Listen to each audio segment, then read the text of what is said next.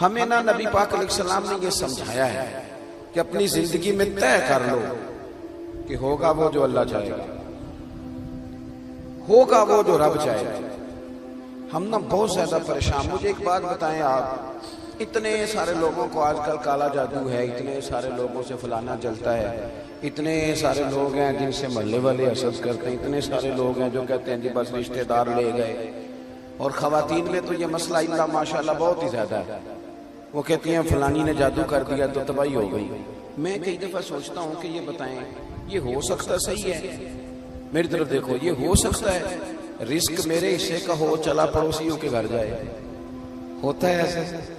یہ کس طرح کی بات ہم کرتے ہیں؟ جادو کے اثرات ہوتے ہیں، لیکن اتنا زیادہ اپنے آپ کو کمزور کر بیٹھنا، ہر وقت سانپوں سے ڈرنے والا رسیوں سے بھی ڈرنے لگ جائے، کچی اور کمزور باتیں کرنا، اور کئی دفعہ ایسے غلط رستے اختیار کرنا جو بالکل مسلمان کو زیبا نہیں۔ یہ حدیث پاک دل کی تختی پہ لکھ لینا۔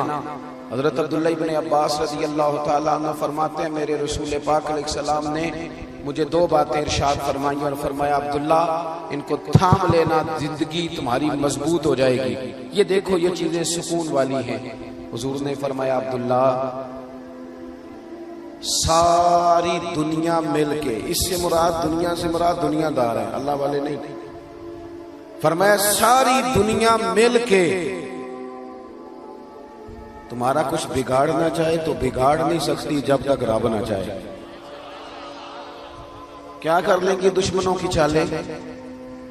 کیا ہو جائے گا؟ مثلا مجھے دشمنوں نہ چھیڑو میرا ہے کوئی جہاں میں۔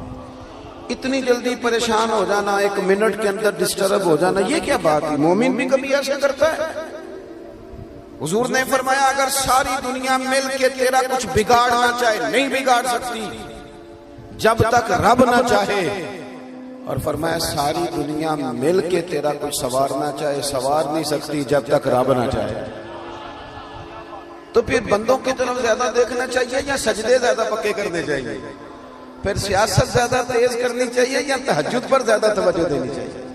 پھر زیادہ لوگوں کو اپنے طرف قائل کرنے کی کوشش کرنی چاہیے یا مالک کو زیادہ راضی کرنا چاہیے؟ ہم نے کس طرح کے رستے اختیار کر لیے، کس طرح کی سوچی؟ توکل والی زندگی سکون والی، توکل والی زندگی سکون والی۔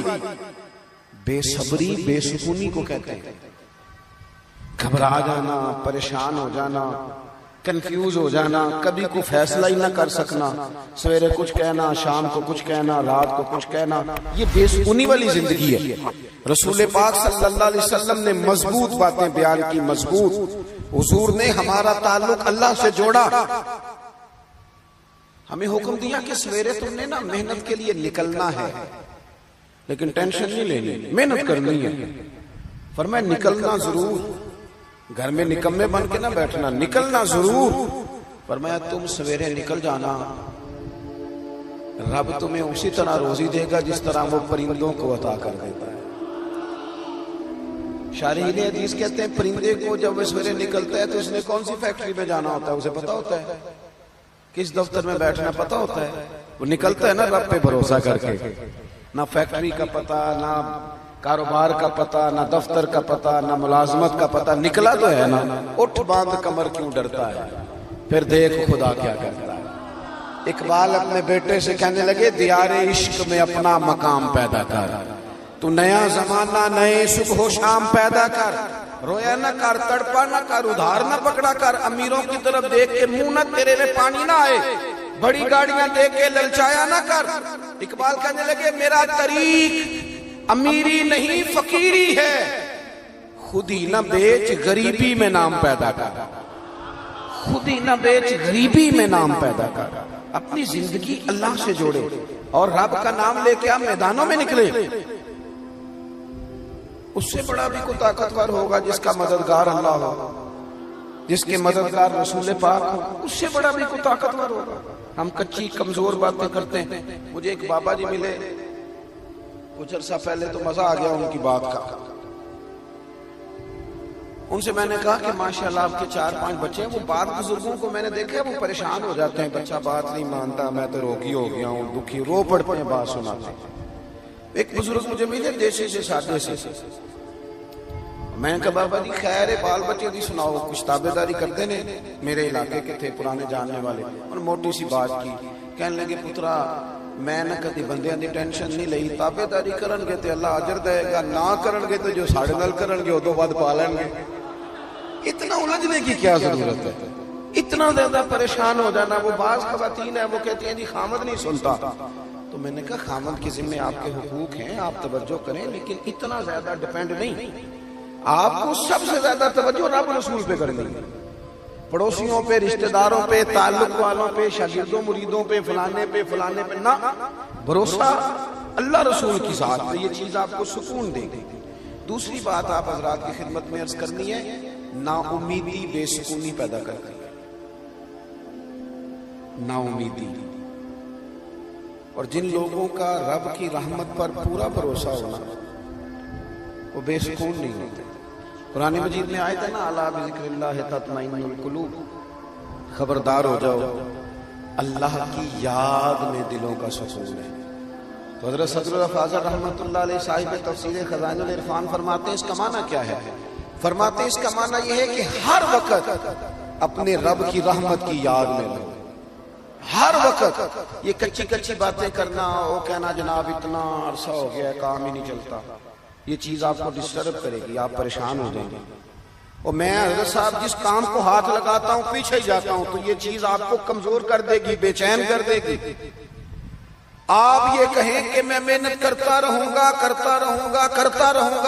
انشاءاللہ میرا رب مجھے کامیابیاں عطا فرمائے گا.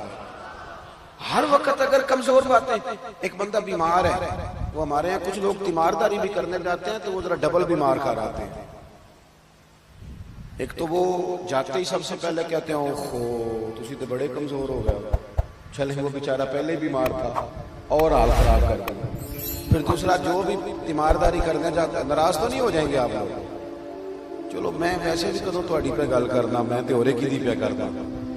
کچھ لوگ جاتے ہیں نا تیمارداری کرنے تو ایک نسخہ بھی ساتھ لے کے جاتے ہیں زبردستی, کہتے ہیں میں کھاتا سی مینوں آرام آیا سی تم ہی کھا, اور کچھ تو بنا کے لے آتے ہیں, اور کئی تو ایسے ہوتے کہتے ہیں لاؤ پانی کے گلاس, ایک خوراک کھاؤ میرے سامنے. او بھائی آپ مہربانی کریں, آپ جب تک کسی شعبے کے اندر مہارت نہیں رکھتے اتنی دیر تک آپ اس طرح کے کام نہ کریں.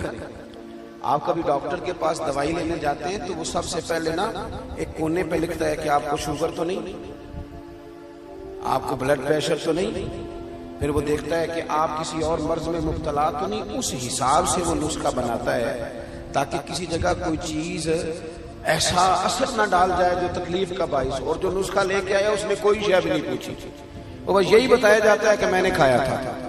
تو اللہ کے رسول صلی اللہ علیہ وسلم کا طریقہ یہ تھا کہ جو بندہ پوری طرح کمزور پڑ جاتا نا, حضور جب جاتے نا تیمارداری کرنے, تو بس تیری ایک نظر